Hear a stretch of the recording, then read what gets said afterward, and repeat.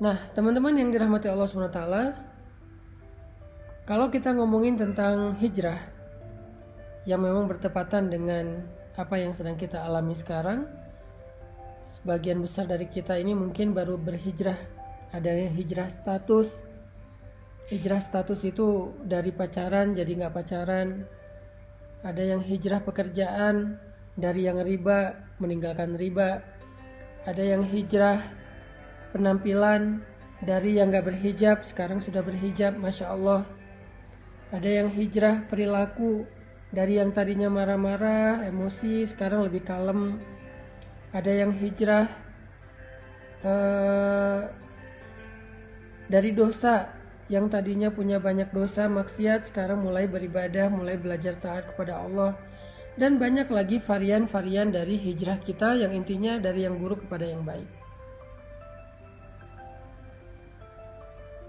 Nah, dalam proses hijrah ini, apapun varian dan bentuk hijrah kita, maka ada satu sunnatullah yang berlaku kepada semua orang yang berhijrah. Mau itu nabi, para sahabat, orang-orang solih sebelum kita, semua mereka akan menjalani sebuah proses dari sunnatullah dalam berhijrah. Mau dia hijrah dari pekerjaan riba, mau dia hijrah dari ninggalin pacaran, mau dia hijrah dari membuka aurat jadi pakai hijab, apapun bentuk hijrahnya, semuanya akan mengalami sebuah fase, mengalami sebuah proses yang sudah Allah jadikan sebagai sunnatullah dalam berhijrah. Tinggal nanti kita memperhatikan bentuk dari sunnatullah itu dalam proses hijrah kita apa. Semuanya ngalami. Para ulama mengatakan dalam hijrah itu ada dua fase yang akan dialami oleh semua orang yang melakukan proses hijrah. Ada dua fase yang ada di dalam sunnatullah yang saya sebutkan tadi. Jadi semua orang yang berhijrah pasti akan mengalami dua fase, dua tahapan, dua adegan besar dalam proses hijrahnya. Fase yang pertama kata ulama adalah fase ibtila. Fase ibtila. Dan fase yang kedua adalah fase tamkin.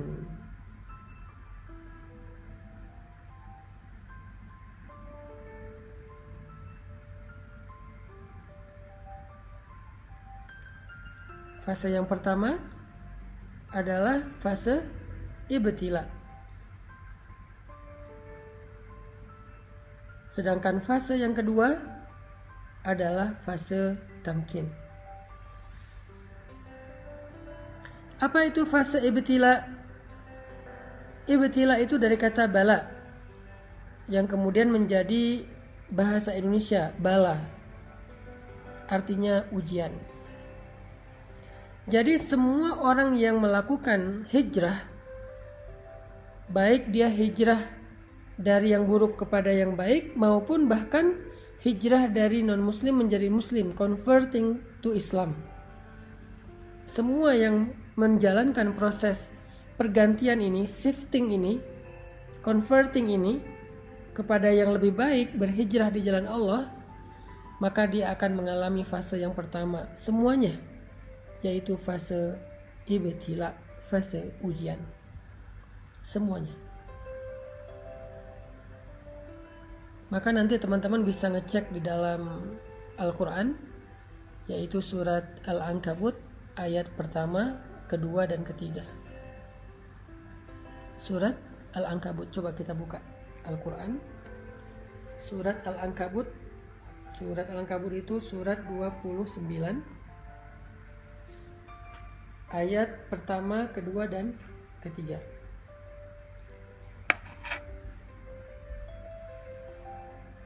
Coba teman-teman perhatikan apa firman Allah di dalam Surat Al-Ankabut ayat 1-3.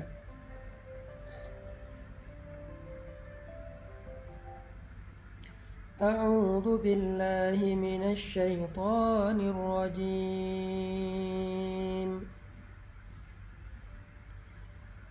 Bismillahirrahmanirrahim. Alif Lam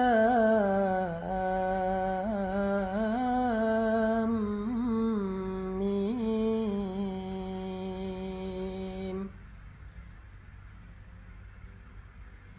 Ahasiban nasu an yutraku an yaqulu amanna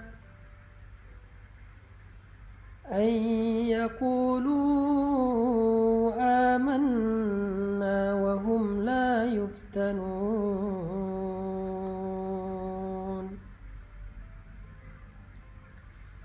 Walaqad fatanna alladhina min qablihim falaya'lamanna Allahu alladhina sadaqu وَلَيَعْلَمَنَّ الْكَاذِبِينَ.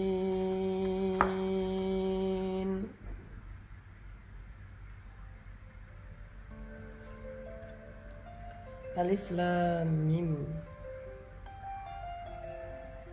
Apakah manusia mengira akan dibiarkan saja dia berkata kami telah beriman, sedangkan mereka tidak lagi diuji? Padahal sungguh kami telah menguji orang-orang sebelum mereka.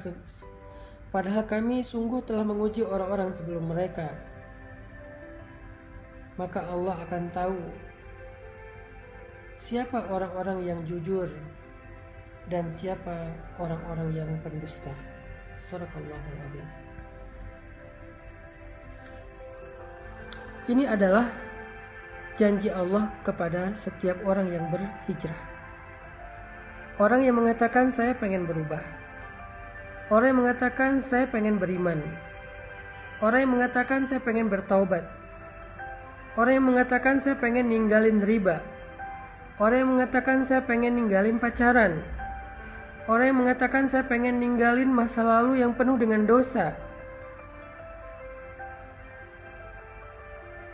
Lalu Allah mengatakan, hasiban nasu ayyutraku ayyaqulu amanna wa hum la yuftanun. Apakah mereka manusia mengira akan dibiarin aja mengatakan hal-hal itu? Mengatakan beriman, mengatakan pengen taubat, mengatakan pengen hijrah, mengatakan pengen memperbaiki diri, mengatakan pengen masuk Islam, mengatakan pengen meninggalkan riba, meninggalkan pacaran, berhijab, akan dibiarkan aja ngomong kayak gitu? Sedangkan mereka tidak diuji? Ini pertanyaan dari Allah dalam bentuk Ini pernyataan dari Allah dalam bentuk pertanyaan.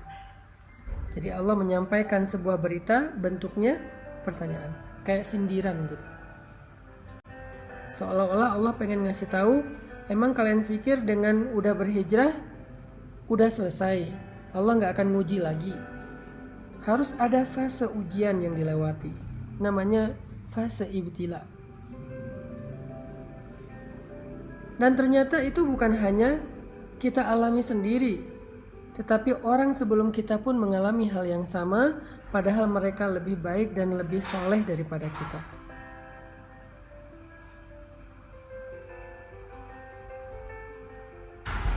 Walaqad fatanna alladhina min qablihim falaya'lamanna Allahu alladhina sadaqu walaya'lamanna al-kadhibin. Dan sungguh kami sudah pernah menguji orang-orang sebelum mereka, sehingga Allah tahu siapa di antara mereka yang benar, yang jujur, dan siapa di antara mereka yang dusta.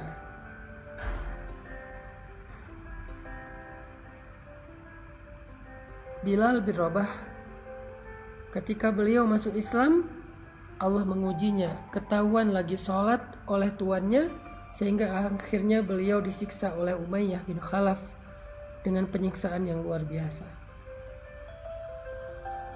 Asiyah istri Fir'aun ketahuan sudah beriman kepada agamanya Musa, langsung disalib di pohon korma oleh suaminya sendiri sampai wafat.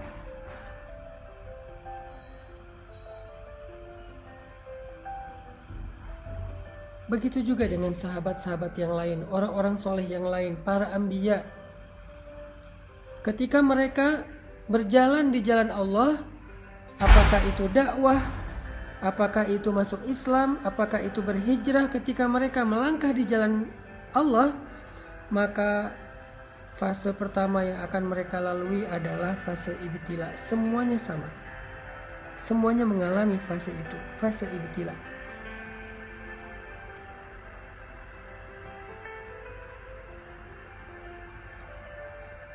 Semuanya mengalami itu.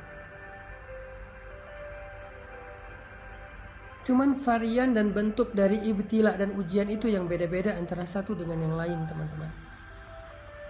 Jadi kita nggak sendiri. Orang yang lebih soleh dari kita pun mengalami. Kalau kita protes bilang, ya Allah kenapa saya? Enggak, bukan kita doang. Kita mungkin kegeeran kalau kita bilang, kenapa saya? Atau mungkin kita salah kias, salah membandingkan. Ngelihat ada orang yang berhijrah tapi kayaknya dia mulus-mulus aja proses hijrahnya. Jangan-jangan kita nggak tahu. Jangan-jangan kita nggak terlalu dekat dengan dia. Jangan-jangan kita salah sangka tentang dia.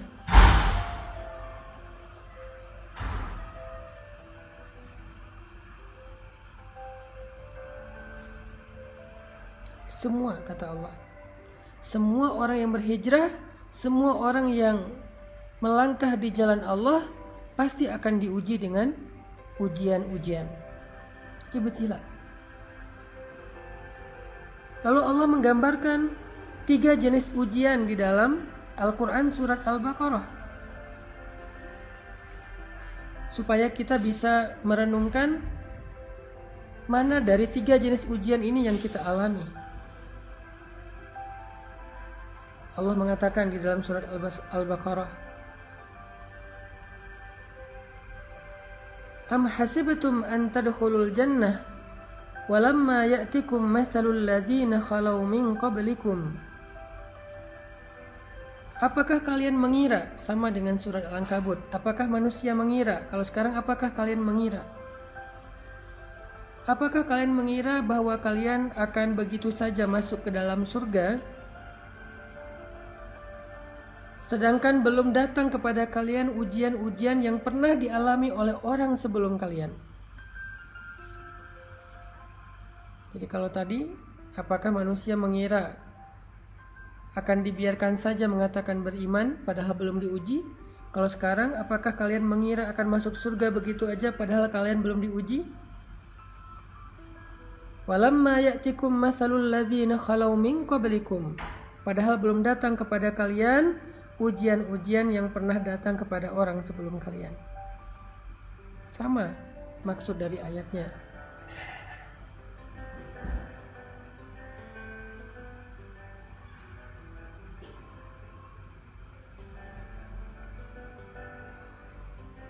Lalu setelah itu Allah menjelaskan 3 bentuk dari ujian. 3 bentuk ujian. Ujian yang pertama, kata Allah, massathumul ba'sa. Mereka diberikan ujian fisik. Wad-dharra, mereka diberikan ujian harta.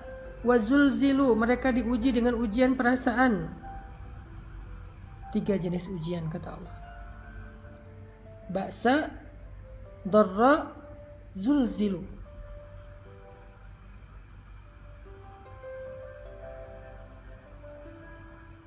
Ada ujian fisik, ada ujian harta, ada ujian perasaan. Tergantung dengan orangnya, kondisinya, bentuk hijrahnya.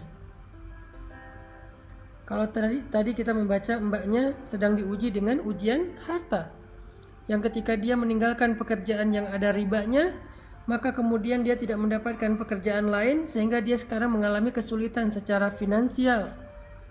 Ini ujian dharra, ujian harta. Massathumul ba'sa wad-dharra wazulzilu. Mereka ditimpa dengan ujian fisik, ujian harta, dan ujian perasaan. Dan Allah menggambarkan istilah ujian perasaan itu dengan kata-kata zulzilu, diguncang. Rasanya itu kayak tergoncang. Ini adalah fase yang Allah janjikan kepada semua orang yang berhijrah. Gak ada yang enggak. Semua ngalami. Ada yang mengalaminya ujian fisik, lelah, sakit. Kalau sahabat dulu disiksa. Ada yang mengalami ujian harta, ditipu orang, kelaparan, bangkrut, gak punya kerjaan, gak punya penghasilan, habis hartanya. Ada yang diuji dengan ujian perasaan, disakiti, ditinggalkan, dikhianati, dihina, dicela, dicemooh, digibahin, difitnah, dan seterusnya. Semuanya mengalami salah satu dari 3 ujian ini atau ketiga-tiganya.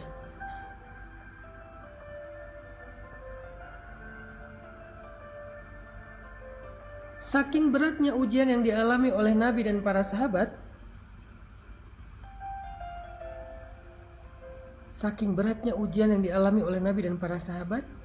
sampai mereka mengatakan, mata nasrullah, hatta yaqula ar-rasul walladzina amanu ma'ahu mata nasrullah. Kapan datangnya pertolongan Allah? Saking beratnya ujian mereka. Kapan datangnya pertolongan Allah? Kapan kita keluar dari ujian ini? Kapan semua ini selesai? Kapan semua ini berakhir? Mata nasrullah. Nabi loh yang nanya, sahabat yang nanya, saking beratnya ujian mereka. Allah menjawab, ala inna nasrullahi qarib. Bukankah pertolongan Allah sudah dekat? Bukankah pertolongan Allah sudah dekat? Apa maksud Allah di dalam ayat ini? Maksudnya semakin berat ujian yang kita alamin, maka semakin dekat kita kepada pertolongan Allah, yaitu fase kedua dalam hijrah. Fase kedua dalam hijrah, yaitu fase tamkin namanya. Kalau fase pertama, fase ibtila. Fase kedua, fase tamkin. Fase ditolong oleh Allah SWT. Fase ketika Allah membukakan jalan keluar. Wa may yattaqillaha yaj'al lahu makhraja. Siapa yang sabar, yang taat, yang istiqomah, bertakwa kepada Allah, Allah kasih jalan keluar. Tapi sebelum Allah kasih jalan keluar, ada fase yang harus dia lalui, yaitu fase sabar, fase ujian. Itulah takwa. Karena takwa bukan sekedar ibadah, tetapi kesabaran dalam menghadapi ujian. Itulah fase yang akan kita lalui, atau yang sedang kita lalui buat sebagian yang baru berhijrah. Itu semuanya ngalamin. Jadi ketika kita mengalami fase ibtila, fase ujian kayak gini, la tahzan, jangan berkecil hati. La tayas, jangan putus asa. La taklak, jangan ragu kepada pertolongan Allah. Kenapa? Itu bukan tanda-tanda bahwa kita salah memilih jalan. Kepada Mbak yang tadi bertanya, setelah meninggalkan pekerjaan riba, jadi nggak punya penghasilan, apalagi dengan pandemi seperti sekarang susah banget untuk mencari pekerjaan, maka ujian ini bukan tanda-tanda kalau Mbak salah memilih jalan atau pilihan hidup. Enggak. Buat yang memutuskan pacarnya udah nggak mau pacaran, tiba-tiba pacarnya jadian sama yang lain atau malah menikah dan bahagia, sementara kita belum dapat jodoh sampai sekarang, itu bukan pertanda kalau antum atau kalian salah memilih jalan. Enggak.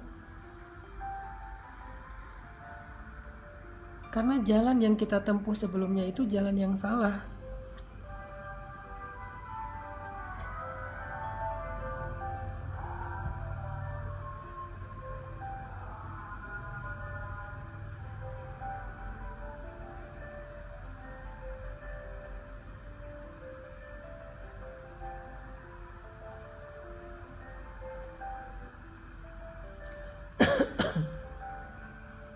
Nunggu bakso tahu lewat dulu.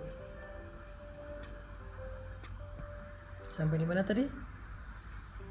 itu bukan tanda-tanda kalau kita salah memilih jalan, bukan. Karena jalan yang kita pilih dulu, yang kita lalui dulu itu adalah jalan yang salah. Jadi ketika kita meninggalkan jalan yang salah itu, walaupun kita belum menemukan jalan yang lebih baik, maka setidaknya kita sudah meninggalkan jalan yang salah, yang buruk, yang merugikan kita, dan itu sebuah kemajuan, itu sebuah kebaikan. Jangan sampai kita menyesal meninggalkan pekerjaan yang ada ribanya dengan mengatakan, duh, sekarang saya nggak punya penghasilan, saya nggak punya pemasukan, saya nggak punya pekerjaan. Sedih juga sih udah ninggalin kerjaan yang dulu. Kalau dulu masih ada penghasilan, walaupun haram. Nggak. Keadaan kita sekarang tanpa penghasilan itu lebih baik daripada dulu ketika kita mendapatkan harta-harta yang haram. Sekarang tuh lebih baik. Walaupun mungkin sedikit merepotkan keluarga, ada ujian tadi, dihina orang, diomongin orang,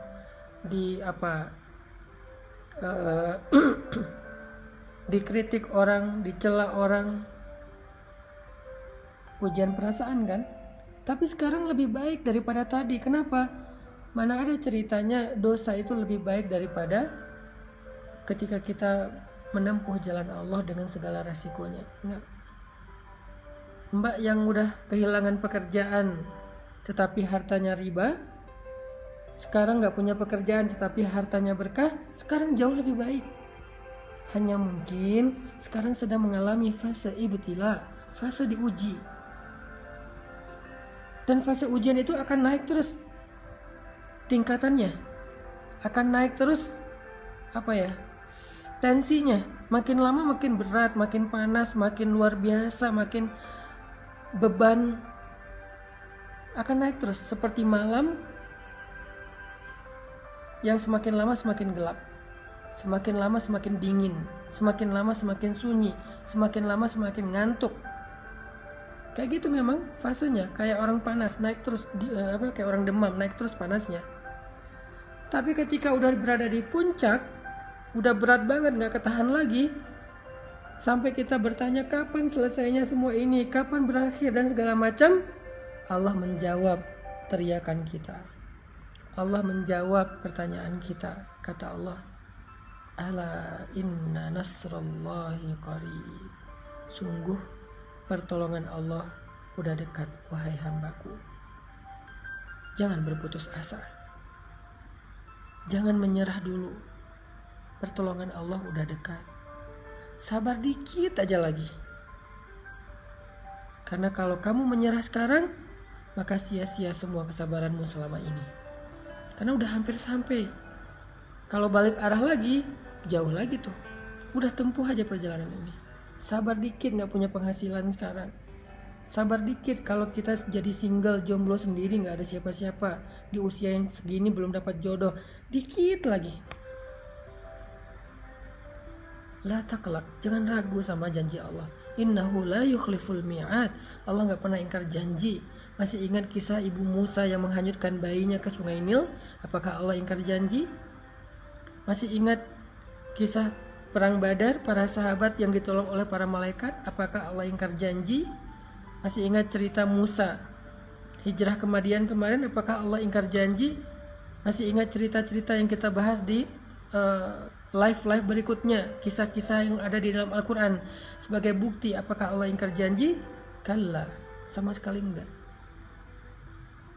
Jadi jangan ragu, jangan sampai kita suuzon sama Allah, jangan sampai kita ngerasa bahwa kita salah pilih jalan, lalu kita menyesal sudah memilih jalan Allah ini, jalan hijrah. La taqlaq, jangan meragukan Allah. La tahzan, jangan berkecil hati. La tay'as, jangan berputus asa. Ala inna nasrallahi qarib, pertolongan Allah sebentar lagi akan datang. Udah on the way. Pertolongan Allah udah on the way, bentar lagi sampai. Jangan sampai kita cancel ordernya, padahal kurirnya udah hampir sampai tuh di depan rumah kita. Dikit lagi. Kenapa Allah tunggu lama banget? Kenapa Allah kasih saya waktu sampai kayak gini? Fala ya'lamannallahu alladhina shadaqu wa la ya'lamannal kadhibin. Allah pengen lihat siapa dari kita yang layak mendapatkan betapa istimewanya pertolongan Allah. Siapa dari kita yang layak mendapatkan rahmat Allah? Siapa dari kita yang layak mendapatkan perhatian Allah? Yang layak mendapatkan cinta Allah? Dan itu nggak mudah. Cinta Allah itu terlalu istimewa. Cinta makhluk aja kita berjuang, masa cinta Allah dapatnya gratisan? Kalau gitu Allah hitung-hitungan dong sama kita. Bukan. Allah pengen mengajarkan kita tentang sabar. Allah pengen mendewasakan kita. Allah pengen melatih kebijaksanaan kita. Seandainya Allah berikan surga itu secara gratis tanpa beramal, maka nggak akan ada bedanya antara orang yang baik dengan orang yang jahat. Berarti Allah nggak adil dong memperlakukan sama antara orang yang baik dengan orang yang jahat. Orang menyakiti orang lain tetap masuk surga, pembunuh tetap masuk surga, yang mengambil hak orang lain tetap masuk surga, yang zalim, yang kejam tetap masuk surga. Kan nggak adil. Kebaikan Allah itu adalah ketika Allah bersikap adil kepada hambanya, tetapi Allah selalu membuka pintu maaf, taubat dan ampunan bagi mereka yang mau memperbaiki diri. Sebanyak apapun dosanya, fala ubali, kata Allah, aku nggak peduli. Kita harus memahami Allah itu secara utuh, nggak boleh parsial. Jadi jangan putus asa, jangan berhenti berharap, jangan berhenti bersabar, jangan U-turn dulu. Pertolongan Allah itu dikit lagi sampai, udah on the way, OTW udah.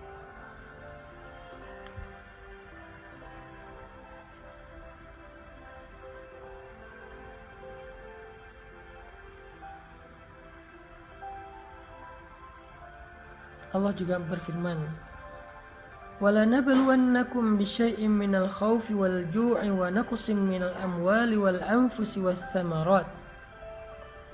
Kami pasti akan menguji kalian, pasti. وَلَنَبْلُوَنَّكُمْ, pakai tasydid, penegasan. Pasti kami akan menguji kalian. Fase ujian, fase ibtila, fase sabar ini memang fase yang harus kita lalui semuanya, nggak ada pengecualian, termasuk para nabi yang lebih soleh daripada kita, termasuk Rasulullah yang lebih dicintai Allah daripada kita, kekasih Allah sekalipun melewati fase ini. Terus siapa kita untuk melangkahi dan men-skip fase ini? Nggak. Semua kita ngalamin. Nabi Muhammad aja yang lebih keren daripada kita ngalamin ujian yang berat, apalagi kita yang keimanannya belum tentu benar, yang kata-kata hijrahnya belum tentu jujur, yang bilang pengen memperbaiki diri belum tentu sungguh-sungguh. Maka Allah pasti akan menguji semua kita.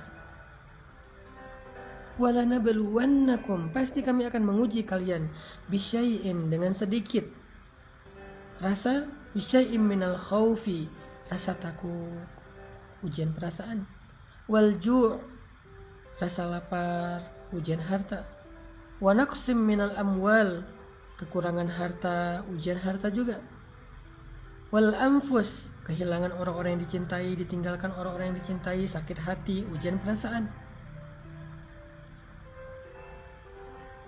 was samarat, kebunnya nggak berbuah, nggak jadi panen, segala macam, ujian harta, ujian perasaan, ujian harta, ujian fisik.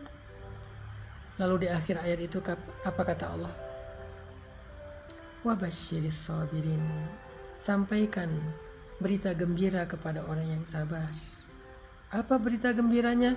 Ala inna nasrallahi qarib, bukankah pertolongan Allah itu sudah dekat?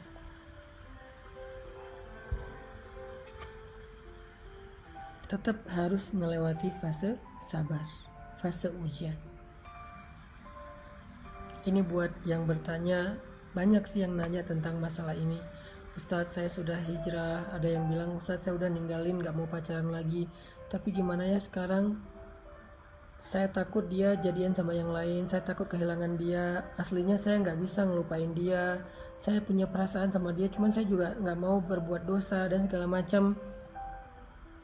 Wabasyiris sabirin, sampaikan berita gembira kepada orang yang sabar. Sampaikan berita gembira kepada orang yang sabar.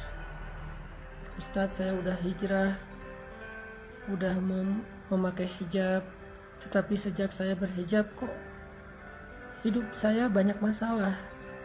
Kok ujian datang silih berganti, gak selesai-selesai. Perasaan dulu sebelum saya berhijrah, sebelum saya memperbaiki diri, hidup saya asik-asik aja, gak ada masalah. Kenapa sekarang bertubi-tubi? Apa Allah gak suka dengan pilihan saya untuk berhijrah? Jangan suudzon. La tusi'udzon. Apalagi kepada Allah. Itu artinya kita sedang mengalami fase yang pernah dialami oleh orang-orang sebelum kita. Itu artinya kita sedang berjalan di atas jalan yang pernah yang pernah dilalui oleh Rasulullah dan para sahabat. Itulah fase ibtila. Berapa lama Ustadz? Allahu a'lam. Masing-masing orang, masing-masing kasus berbeda. Ada yang sehari, ada yang seminggu, ada yang sebulan, ada yang setahun, ada yang lebih dari setahun, ada yang sampai 10 tahun. Allah lebih tahu. Tetapi Allah gak hanya ngasih kita ujian biasanya. Cuman yang kita lihat, yang kita record, yang kita notice itu kan cuman ujiannya. Padahal nikmatnya Allah kasih itu banyak banget.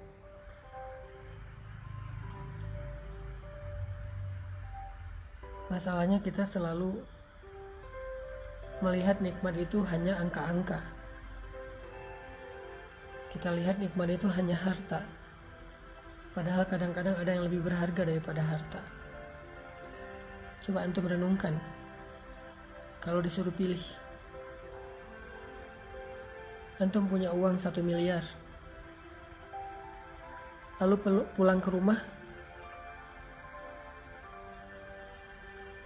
gak mendapatkan senyum dari istri, gak mendapatkan senyum dari anak, karena mereka semuanya gak Allah berikan keberkahan. Bukan anak yang solih, sibuk sendiri, anaknya jarang di rumah juga, sibuk dengan teman-temannya, dengan pacarnya, istri sibuk dengan sosialitas, sosial media, rumah tangga cekcok dengan anak itu jarang ngobrol, bahkan anak suka membantah.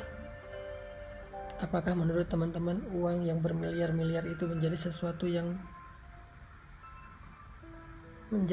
yang nikmat? Atau dengan seseorang laki-laki yang pulang ke rumah dengan membawa harta yang pas-pasan, rezeki pendapatan yang cukup, gak berlebih, tetapi baru dia juga sampai di rumah, anaknya langsung lari keluar manggil ayah, ayah dengan suara lantangnya, dengan senyumannya yang penuh dengan rasa bahagia. Istrinya menyambutnya dengan senyuman yang penuh kehangatan, kangen sama suaminya. Disediakan makanan, mereka semuanya nunggu ayahnya pulang untuk makan bareng. Mana yang mau antum pilih? Kalau harus memilih antara uang yang banyak tetapi kehilangan kebahagiaan keluarga, atau uang yang cukup dan keluarganya bahagia. Jadi gak selalu nikmat itu berbentuk harta ataupun angka-angka. Bahkan ketika kita dipilih oleh Allah untuk mendapatkan hidayah, lalu kita berhijrah, bukankah itu nikmat yang sangat besar? Dipilih oleh Allah untuk belajar Al-Quran, karena Al-Quran ini adalah kalimat yang istimewa, hanya orang-orang istimewa yang akan melantunkannya. Bukankah itu nikmat yang sangat besar? Selain ujian yang sedang Allah berikan kepada kita, coba renungkan lebih dalam lagi, agar kita tidak mengatakan kayaknya hidup saya gak ada baiknya setelah saya hijrah. Coba renungkan lagi, memangnya benar gak ada kebaikan sama sekali setelah kita hijrah? Kayaknya enggak deh.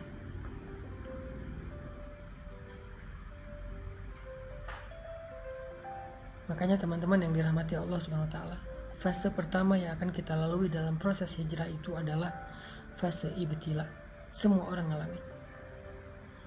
Lalu kalau kita sabar, kalau kita bertawakal, berserah kepada Allah, kalau kita bertahan dan tidak berputus asa, kalau kita berbaik sangka bahwa Allah gak ninggalin kita, kalau kita ridho dengan semua ketentuan Allah setelah kita memilih pilihan hijrah, maka kita akan sampai kepada fase kedua, yaitu fase tamkin, fase nasr, pertolongan dan kemudahan dari Allah Subhanahu wa taala.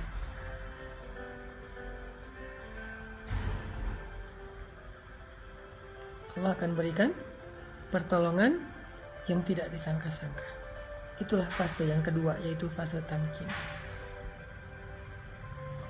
Di fase ini Allah berfirman, yaj'al lahu makhraja, Allah kasih dia jalan keluar, wa yarzuqhu min haitsu la yahtasib, Allah kasih dia rezeki dari jalan yang tidak terduga-duga, wa yaj'al lahu min amrihi yusra, Allah jadikan segala urusannya itu menjadi mudah, wa yu'zim lahu ajra, Allah lipat gandakan pahala-pahalanya.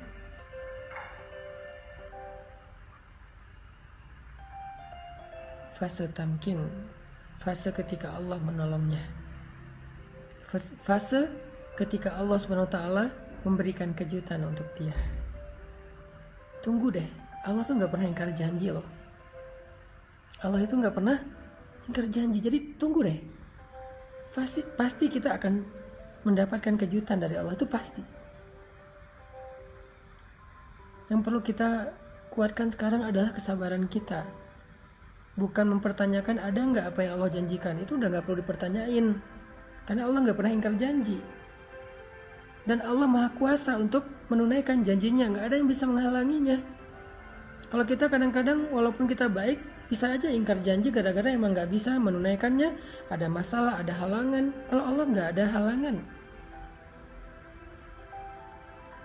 Yuridu syai'an in arada syai'an ay yaqula lahu kun fayakun. Kalau Allah pengen sesuatu, Allah cuma bilang jadilah, jadi tuh. Jadi kita nggak perlu mempertanyakan apakah janji itu ada, apakah kejutan itu ada. Itu bukan bagian kita. Justru itu yang melemahkan kita. Nggak usah ditanyain. Yang perlu kita siapin, yang perlu kita kuatkan itu adalah kesabaran kita sekarang dalam fase ibtila. Kesabaran kita untuk menunggu janji Allah. Ala inna nasrullahi qarib. Bukankah pertolongan Allah udah dekat? Kita kuatkan aja dulu kesabaran kita. Tunggu aja. Pasti Allah akan tunaikan janjinya.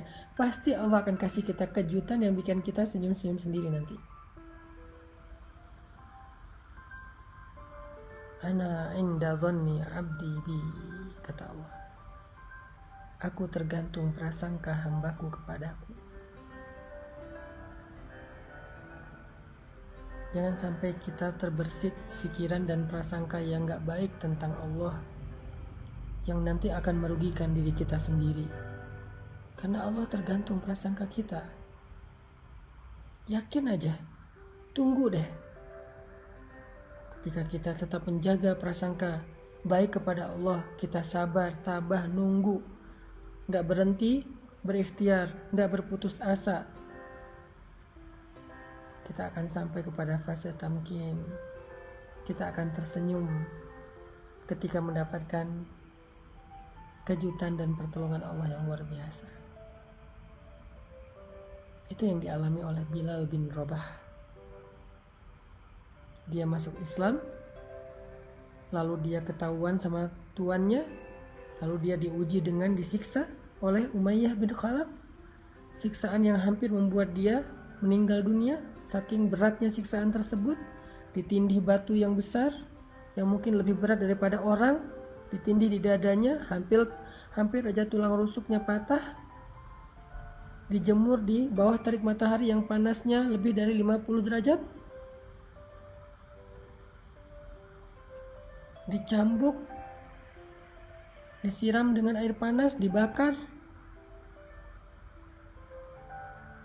dikulitin, dibeset-beset, dan segala macam bentuk penyiksaan yang luar biasa.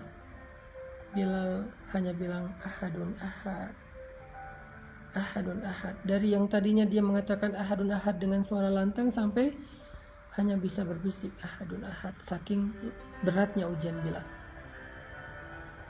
dia gak berputus asa terhadap ahadun ahad. Kemudian Allah datangkanlah tamkin, pertolongan. Allah utus Abu Bakar As-Siddiq untuk membeli Bilal.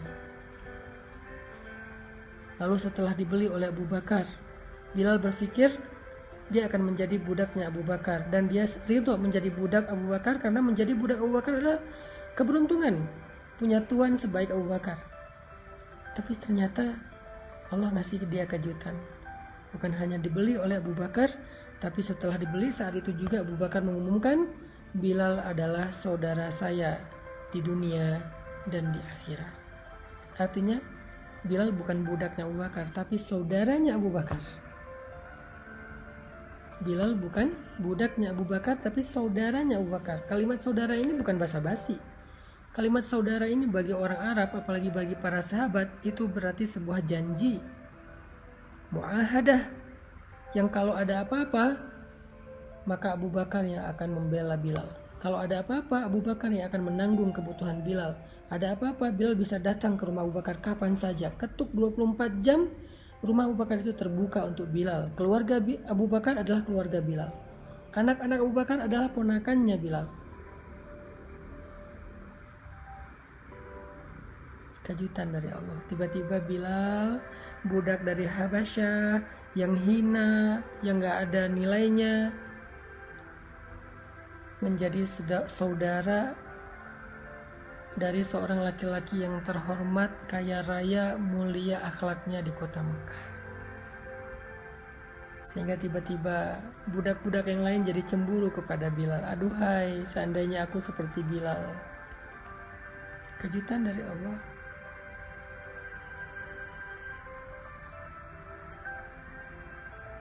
Semua budak-budak cemburu sama Bilal, terutama temannya Bilal yang bernama Wahsy. Dia pengen jadi kayak Bilal.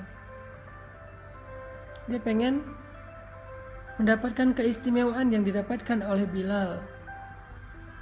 Diangkat menjadi saudara pemuka Quraisy, dan itu belum pernah terjadi dalam sejarah perbudakan di kota Mekah. Belum pernah terjadi. Ada budak diangkat menjadi saudara pemuka Quraisy, itu nggak ada. Menjadi saudara orang biasa aja nggak ada, apalagi pemuka Quraisy.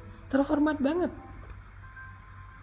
Keesokan harinya penampilan Bilal udah berubah. Dia udah nggak pakai lagi baju budak yang compang-camping, yang kasar. Abu Bakar memberinya baju yang baru. Abu Bakar memberinya baju baru. Abu Bakar memberinya tempat tinggal yang layak di sebelah rumah Abu Bakar. Abu Bakar memberikannya pekerjaan, dan dia bekerja untuk diupah, bukan bekerja sebagai budak. Keesokan harinya, tiba-tiba Bilal jalan di jalan kota Mekah. Dan ketika bertemu dengan Wahsy, temannya yang sesama budak dulu, Wahsy sampai pangling lihat Bilal yang sekarang udah berubah banget. Walaupun tetap baik, tetap humble, tetapi penampilannya udah berubah banget. Orang-orang Mekah yang tadinya memandang Bilal dengan pandangan hina, sekarang kalau berpapasan dengan Bilal, mereka menghormati Bilal. Di pasar, Bilal membeli barang untuk dirinya sendiri, bukan untuk orang lain, bukan untuk tuannya. Bilal bisa membeli barang dengan uangnya sendiri. Dan orang berdagang berjual beli dengan Bilal. Dan puncak dari kejutan yang Allah berikan kepada Bilal adalah ketika Nabi mengatakan, "Wahai Bilal, bima sabaktani ilal jannah?" Dengan apa engkau mendahului aku ke surga, wahai Bilal? Dijamin masuk surga. Dijamin masuk surga. Nabi udah mendengar langkah-langkah kaki Bilal di dalam surga, padahal orangnya masih di dunia. Masya Allah. Nabi udah mendengar langkah-langkah kaki Bilal di surga, padahal orangnya masih di dunia. Makanya Nabi dengan candaan tapi serius sambil tersenyum bertanya kepada Bilal, "Bima sabaktani ilal jannah ya Bilal?" Dengan apa engkau mendahului aku, wahai Bilal, ke surga? Seolah-olah Bilal masuk surga duluan daripada Rasulullah. Ini candaan dan penghargaan Nabi kepada Bilal. Allah muliakan Bilal di antara manusia penduduk bumi. Allah muliakan Bilal di antara kaum muslimin sehingga dia dihormati dan dikenang sampai hari ini sebagai muazzin Nabi yang mengajak orang kepada Allah, mengajak orang beribadah sujud kepada Allah. Dia muazzin kesayangan dan khusus di zaman Nabi. Allah muliakan Bilal bahkan di antara penduduk langit. Tamkin, kejutan. Allah gak pernah ingkar janji. Tapi sebelum sampai kepada kejutan-kejutan yang luar biasa ini, Bilal harus melewati ujian yang sangat berat. Fase ibtila yang luar biasa yang hampir membuatnya terbunuh. Ketika diuji, semua orang kasihan sama dia. Semua orang berpikir dan khawatir dia akan mati dengan ujian ini. Sampai Wahsy berkali-kali bilang kepada Bilal, Bilal udahlah, nyerah aja. Bilal udahlah, lakukan aja apa yang diinginkan Tuanmu supaya engkau tidak disiksa lagi. Aku gak kuat ngelihat kamu setiap hari disiksa dari pagi sampai malam. Tapi Bilal bertahan dengan ahadun ahadnya. Dan setelah ujian itu Bilal mendapatkan pertolongan dan kejutan Allah, barulah orang mengatakan, aduhai seandainya saya menjadi seperti Bilal. Jadi teman-teman yang berhijrah, termasuk saya, kita semuanya kan dalam proses berhijrah kepada Allah Subhanahu wa taala. Semua kita punya masa lalu. Semua kita punya keburukan, aib yang kadang Allah sengaja menutupi aib itu dari manusia karena Allah pengen menjaga kita, memuliakan kita. Tapi pastinya semua kita punya aib. Nah, kita semua karena punya aib berhijrah sekarang. Dalam proses hijrah ini, kalau kita mendapatkan ujian, sekarang kita jadi tahu, oh emang ini sunnatullahnya. Emang kayak gini jalannya. Kalau saya berharap dengan berhijrah langsung dapat kebaikan, saya tuh terlalu kegeeran. Emang saya lebih keren daripada Rasulullah dan Bilal apa? Emang kayak gini, fasenya tuh emang kayak gini, skenarionya emang kayak gini. Tapi jangan berkecil hati. Ini tuh cuman fase awal, masih ada fase kedua, masih ada episode kedua. Dan episode kedua itulah yang kita tunggu-tunggu. Episode kedua itulah yang kita harapin. Dan itu pasti selama kita sabar. Wabasyiris sabirin. Sampaikan berita gembira kepada orang yang sabar. Sampaikan. Apa aja berita gembira kalau kita sabar? Yang tadi saya sampaikan tuh tentang Bilal. Itulah berita gembira. Maka teman-teman yang dirahmati Allah SWT, Mbak yang tadi bertanya, kalau sekarang sedang mengalami ujian setelah meninggalkan pekerjaan yang ada ribanya, kalau sekarang sedang mengalami ujian kesendirian setelah memutuskan gak mau pacaran lagi, kalau sekarang sedang mengalami ujian ketidaknyamanan setelah berhijab, kalau sekarang sedang mengalami ujian setelah belajar agama, setelah tahu agama jadi mungkin terbatas beberapa gerak-geriknya, aktivitasnya jadi terbatas, jadi agak sedikit harus beradaptasi lagi. La tayas, jangan putus asa. La tahzan, jangan berkecil hati. Innallaha ma'ana, Allah membersamai kita. Itu adalah pesan Nabi dalam peristiwa hijrah. Apa pesan Nabi dalam peristiwa hijrah? Yang paling fenomenal dan legend banget, la tahzan, innallaha ma'ana. Itulah pesan hijrah. Jangan sedih, Allah bersama kita. Kenapa Nabi berpesan demikian? Karena Nabi tahu hijrah itu gak mudah. Karena Nabi tahu hijrah itu prosesnya berat. Karena Nabi tahu hijrah itu pasti awalnya ada ujian. Maka Nabi mengatakan sebagai bekal bagi semua yang mau berhijrah mengikuti langkah dan jalannya Nabi, la tahzan, innallaha ma'ana. Jangan berkecil hati, jangan bersedih, jangan berputus asa, jangan khawatir, jangan ragu. Allah bersama dengan kita. Itu aja yang jadi modal kita dalam proses hijrah. Pegang kata-kata Nabi itu. La tahzan innallaha ma'ana. Pegang kata-kata Allah. Wabasyiris sabirin. agar kita bisa melalui fase ibtila kita. Jangan pernah berandai-andai kita sampai ke tamkin sebelum kita melewati ibtila. Nggak ada itu ceritanya. Sampai Imam Asy-Syafi'i pernah ditanya oleh seorang muridnya, ayyuhuma afdal ya syekh, ayyubtala aw yumakkan? Mana yang lebih utama wahai syekh? Seseorang yang diuji atau diberikan pertolongan? Maka Imam Asy-Syafi'i mengatakan, la yumakkan hatta yubtala,